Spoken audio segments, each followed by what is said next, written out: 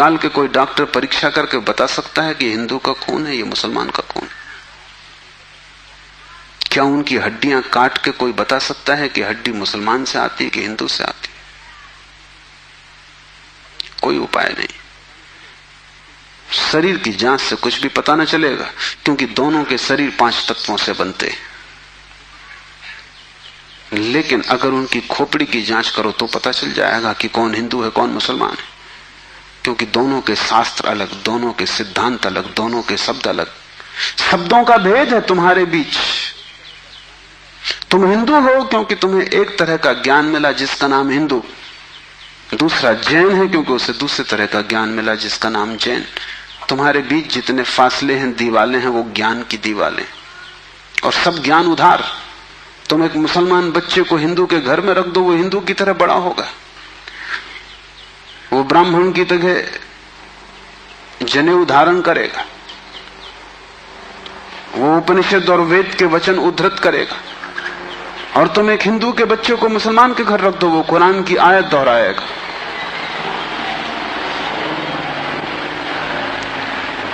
ज्ञान तुम्हें बांटता है, क्योंकि ज्ञान तुम्हारे चारों तरफ एक दीवार खींच देता है, और ज्ञान तुम्हें लड़ाता है, और ज्ञान तुम्हारे जीवन में वैमनस्य और शत्रुता पैदा करता है। थोड़ी देर को सोचो, अगर तुम्हें कुछ भी ना सिखाया जाए कि तुम हिंदू हो या मुसलमान या जैन या पारसी, तो तुम क्या करोगे? तुम बड़े होगे एक मनुष्य की भांति। तुम्हारे बीच कोई दीवार ना होगी। दुनिया में कोई 300 धर्म है, 300 कारागृह, और हर आदमी पैदा होते से एक कारागृह या दूसरे कारागृह में डाल दिया जाता है। और पंडित पुरोहित बड़ी चेष्टा करते हैं कि बच्चे पे जल्दी से जल्दी कब्जा हो जाए। उसको वो धर्म शिक्षा कहते हैं। उससे ज्यादा अधर्म और कुछ भी नहीं है। वो उसको धर्म शिक्षा कहते हैं। 7 साल के पहले बच्चे को पकड़ लें, क्योंकि 7 साल का बच्चा अगर बड़ा हो गया तो फिर पकड़ना रोज रोज मुश्किल होता जाएगा। और बच्चे को अगर थोड़ा भी बोध आ गया तो फिर वो सवाल उठाने लगेगा, और सवालों का जवाब पंडितों के पास बिल्कुल नहीं है। पंडित सिर्फ मूढ़ों को तृप्त कर पाते हैं। जितनी कम बुद्धि का आदमी हो, पंडित से उतनी जल्दी तृप्त हो जाता है। वो एक प्रश्न पूछता, उत्तर मिल जाता है। तुम जाते हो पंडित से पूछते हो संसार को किसने बनाया, वो कहता भगवान ने। तुम प्रश्न घर लौटाते हो बिना पूछे कि भगवान को किसने बनाया। अगर तुम दूसरा प्रश्न पूछते, पंडित नाराज हो जाता, क्योंकि उसका उसे भी पता नहीं, किताब में वो लिखा नहीं। और फिर झंझट की बात है, परमात्मा को किसने बनाया। फिर तुम पूछते ही चले जाओगे, वो कोई भी जवाब दे, तुम पूछोगे उसको किसने बनाया। अगर गौर से देखो तो तुम्हारे पहले सवाल का जवाब दिया नहीं गया है। पंडित ने तुम्हें सिर्फ संतुष्ट कर दिया क्योंकि तुम बहुत बुद्धिमान नहीं। और बच्चे अबोध, उनका अभी तर्क नहीं जगा, विचार नहीं जगा, अभी वो प्रश्न नहीं पूछ सकते। अभी तुम जो भी कचरा उनके दिमाग में डाल दो, वो उसे स्वीकार कर लेंगे। बच्चे सभी को स्वीकार कर लेते हैं, क्योंकि वो सोचते हैं जो भी दिया जा रहा है वो सभी ठीक है। बच्चा ज्यादा सवाल नहीं उठा सकता, सवाल उठाने के लिए थोड़ी प्रौढ़ता चाहिए। इसलिए सभी धर्म बच्चों की गर्दन पकड़ लेते हैं और फांसी लगा देते हैं। फांसी बड़ी सुंदर है। किसी के गले में बाइबल लटकी है, किसी के गले में समयसार लटका है, किसी के गले में कुरान लटकी है, किसी के गले में गीता लटकी। ये इतने प्रीतिकर बंधन है कि इनको छोड़ने की हिम्मत फिर जुटानी बहुत मुश्किल है। और जब भी तुम इन्हें छोड़ना चाहोगे, एक खतरा सामने आ जाएगा, क्योंकि इन्हें छोड़ा तो तुम अज्ञानी। क्योंकि जैसे तुम इनको छोड़ोगे, तुम पाओगे मैं तो कुछ जानता नहीं, बस ये किताब सारी संपदा है, इसको संभालो।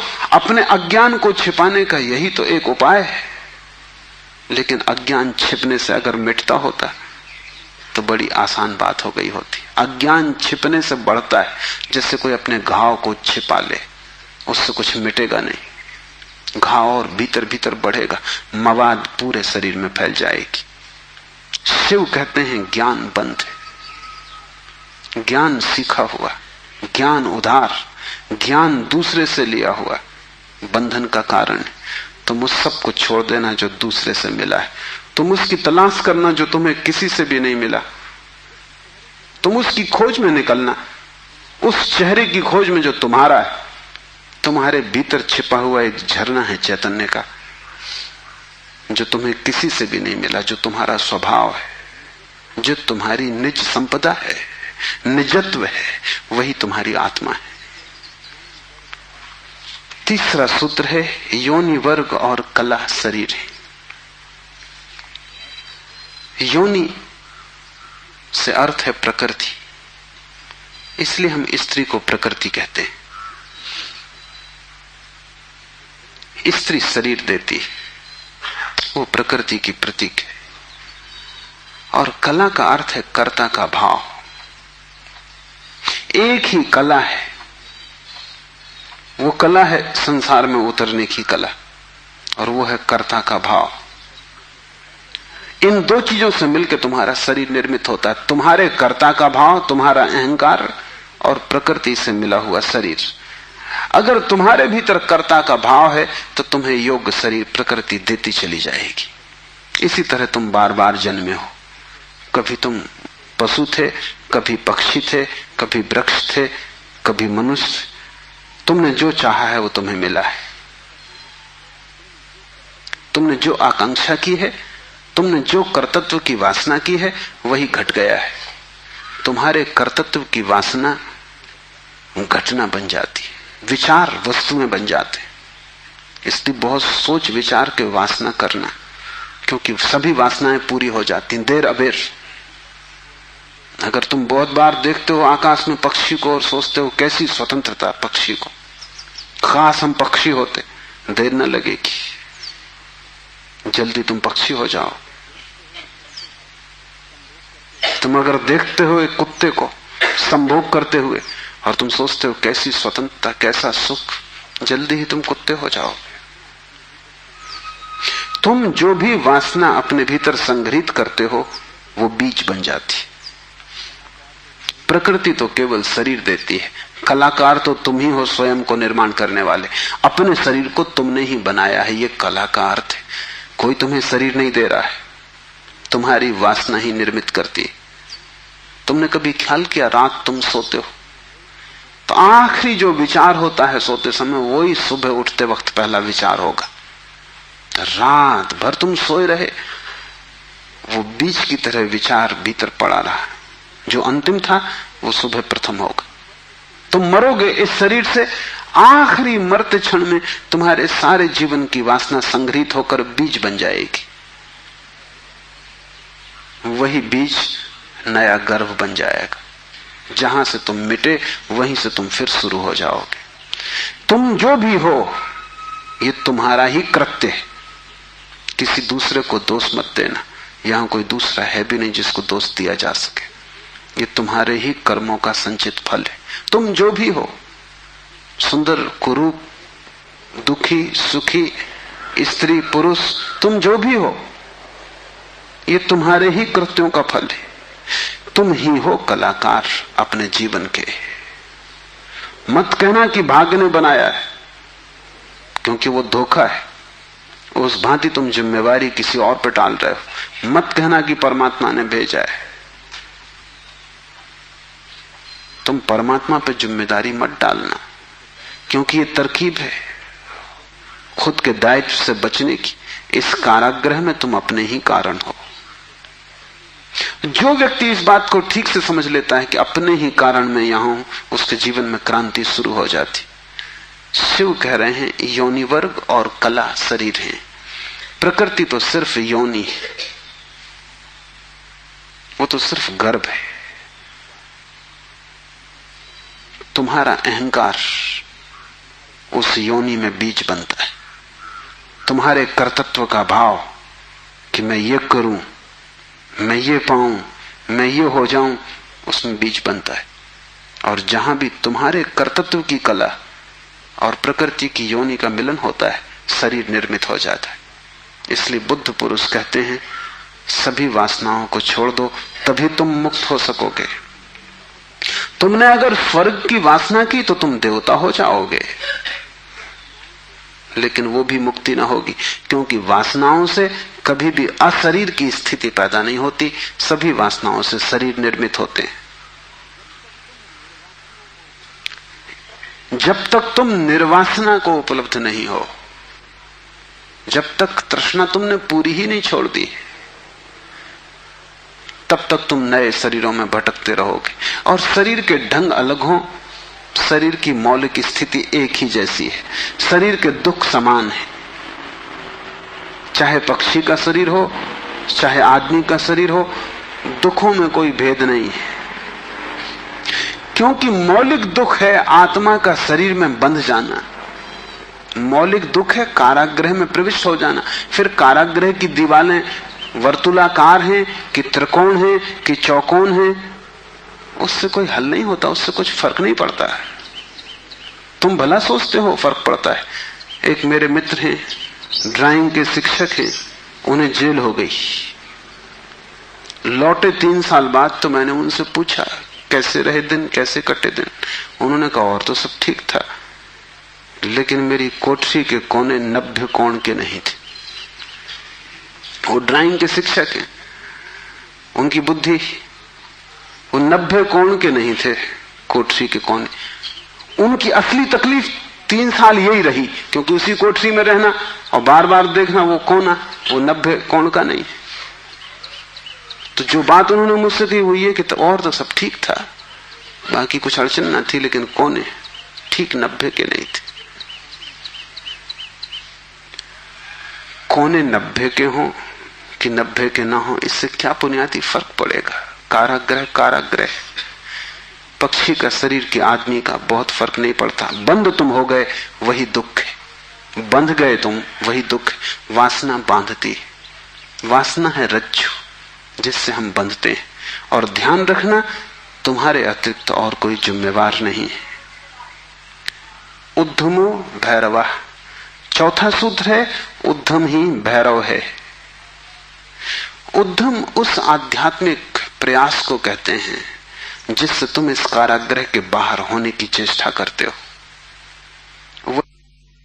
भैरव शब्द पारिभाषिक है। भा का अर्थ है भरण,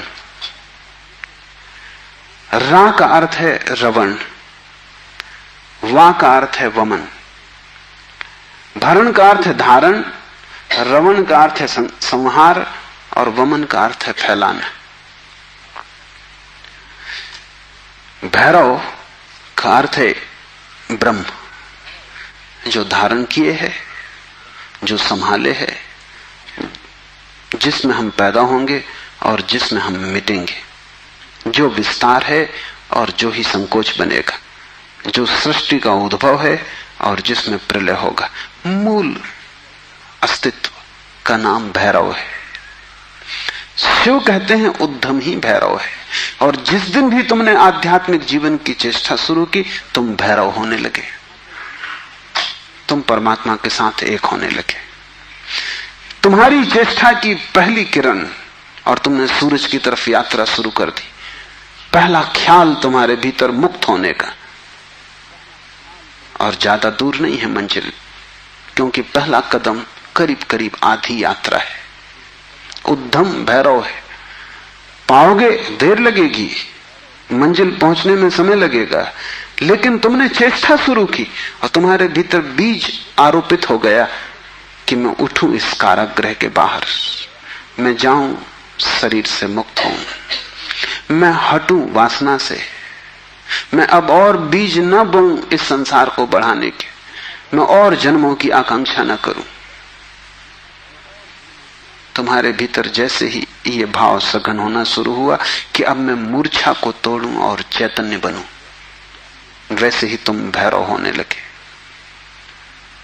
वैसे ही तुम ब्रह्म के साथ एक होने लगे। क्योंकि वस्तुतः तो तुम एक हो ही, सिर्फ तुम्हें स्मरण आ जाए। मूलतः तो तुम एक हो ही, तुम उसी सागर के झरने हो, तुम उसी सूरज की किरण हो, तुम उसी महाआकाश के एक छोटे से खंड हो। पर तुम्हें स्मरण आना शुरू हो जाए और दीवारें विसर्जित होने लगे तो तुम उस महाआकाश के साथ एक हो जाओगे। उद्धम भैरव है। बड़ी सघन चेष्टा करनी जरूरी है, क्योंकि नींद गहरी है। तोड़ोगे सतत तो ही टूट पाएगी। आलस्य करोगे संभव नहीं होगा। आज तोड़ोगे कल फिर बना लोगे तो फिर भटकते रहोगे। एक हाथ से तोड़ोगे दूसरे से बनाते जाओगे तो श्रम व्यर्थ होगा। उद्यम का अर्थ है तुम्हारी पूरी चेष्टा संलग्न हो जाए। लोग मेरे पास आते हैं, वो कहते हैं हम करते हैं लेकिन कुछ हो नहीं रहा, और मैं उनकी शक्ल देखता हूं, वो करते हैं ही नहीं, या ऐसा मरे मरे करते हैं जैसे मक्खियां उड़ा रहे हैं। उनके करने में कोई प्राण नहीं है, इसलिए नहीं होता। लेकिन वो आते ऐसे हैं जैसे कि वो परमात्मा पे कोई बड़ी कृपा कर रहे हैं कि करते हैं और नहीं हो रहा, तो शिकायत लेके आए कि कहीं कुछ गड़बड़ हो रही, कहीं कोई अन्याय हो रहा है, कि दूसरों को हो रहा है हमें नहीं हो रहा। इस जगत में अन्याय होता ही नहीं। इस जगत में जो भी होता है न्याय है, क्योंकि यहां कोई आदमी नहीं बैठा है न्याय अन्याय करने को। जगत में तो नियम है, उन्हीं नियमों का नाम धर्म है। तुम अगर इस क्षेत्र से चले गिरोगे, टांग टूट जाएगी, तो तुम जाके अदालत में ये नहीं कहोगे कि गुरुत्वाकर्षण के कानून पर एक मुकदमा चलाता हूं, तो अदालत कहेगी तुम तिरछे मत चलते। गुरुत्वाकर्षण तुम्हें गिराने में उत्सुक नहीं है, न तुम्हें संभालने में उत्सुक है। तुम जब सीधे सीधे चलते हो वही तुम्हें संभालता है, जब तुम तिरछे चलते हो वही तुम्हें गिराता है। न गिराने की उसकी कोई आकांक्षा है, न संभालने की। तटस्थ है जगत का नियम। उस तटस्थ नियम का नाम धर्म है। उसको हिंदुओं ने रित कहा है। वो परम नियम है। वो तुम्हारी तरफ पक्षपात नहीं करता कि किसी को गिरा दे किसी को उठा दे। तुम जैसे ही ठीक चलने लगते हो वो तुम्हें संभालता है। तुम गिरना चाहते हो वो तुम्हें गिराता है। वो हर हालत में उपलब्ध है। तुम जैसा भी उसका उपयोग करना चाहते हो वो तुम्हें खुला है, उसके द्वार बंद नहीं है। तुम सिर ठोकना चाहते हो दरवाजे से, सिर ठोक लो। तुम दरवाजा खोल के भीतर जाना चाहते हो, भीतर चले जाओ। वो तटस्थ है। उद्यम भैरव है। महान श्रम चाहिए। उद्यम का अर्थ है प्रगाढ़ श्रम। तुम्हारी समग्रता लग जाए श्रम में, उसका नाम उद्यम है। और तब देर न लगी कि तुम्हारे भैरव हो जाने में। शक्ति चक्र के संधान से विश्व का संहार हो जाता है, 5वां सूत्र है। और अगर तुमने ठीक उद्यम किया, अगर तुमने अपनी संपूर्ण ऊर्जा को संलग्न कर दिया चेष्टा में, सत्य की खोज, परमात्मा की खोज या आत्मा की खोज में, तो तुम्हारे भीतर जो शक्ति का चक्र है वो पूर्ण हो जाता है। अभी तुम्हारे भीतर शक्ति का चक्र पूर्ण नहीं है, कटा बटा है। वैज्ञानिक कहते हैं कि बुद्धिमान से बुद्धिमान आदमी भी अपनी 15% से ज्यादा प्रतिभा का उपयोग नहीं करता। 85% प्रतिभा ऐसे ही सड़ जाती। ये तो बुद्धिमान आदमी की बात है। बुद्धू का क्या हिसाब, वो तो शायद करते ही नहीं। हम अपने शरीर की भी ऊर्जा का पूरा उपयोग नहीं करते, 5% ज्यादा से ज्यादा।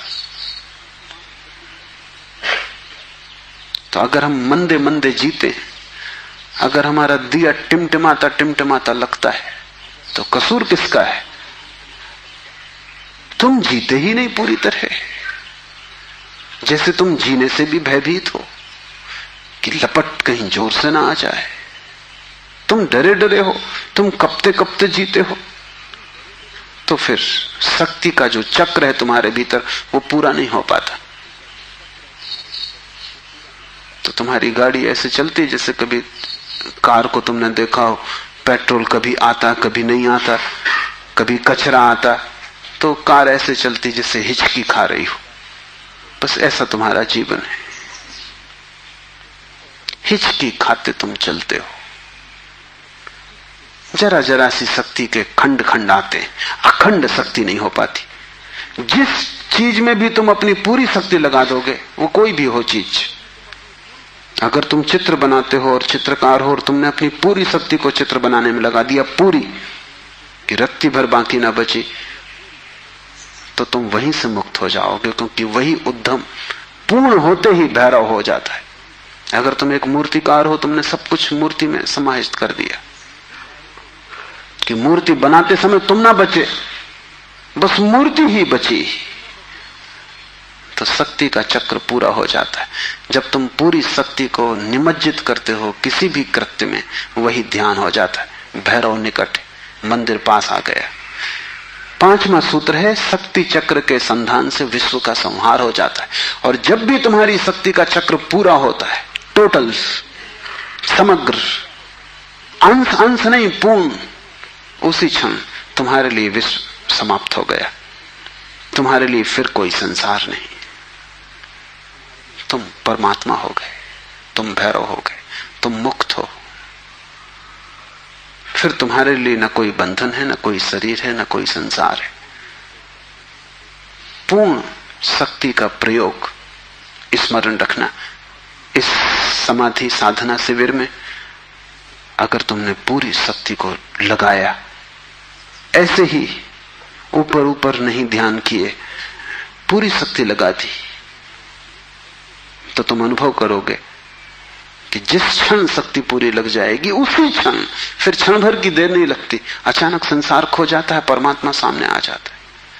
तुम्हारी शक्ति का पूरा लग जाना ही तुम्हारे जीवन की क्रांति हो जाती। फिर संसार की तरफ पीठ, परमात्मा की तरफ मुंह हो जाता है। इसकी तुम्हें एक झलक भी मिल जाए तो फिर तुम वही ना हो सकोगे जो तुम पहले थे। उसकी एक झलक काफी, फिर तुम्हारा जीवन उसी यात्रा में संलग्न हो जाए। तो ध्यान रखना, यहां पूरा अपने को डुबाना तो ही कुछ हो सकेगा। अगर तुमने थोड़ा भी अपने को बचाया तो तुम्हारा श्रम व्यर्थ है। जब तक श्रम उद्यम ना बन जाए, पूर्ण टोटल एफर्ट ना बन जाए, तब तक भैरव